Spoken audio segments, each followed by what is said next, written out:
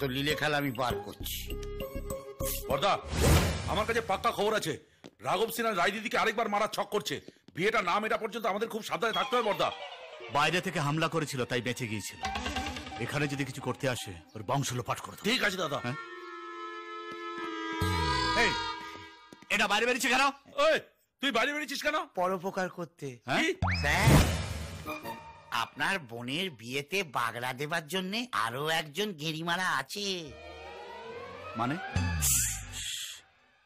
প্রভুর ছেলে, মানে যে আপনার বড় বোনকে ভাগিয়ে নিয়ে গিয়েছিল, তার নজর এখন আপনার ছোট বোনের দিকে।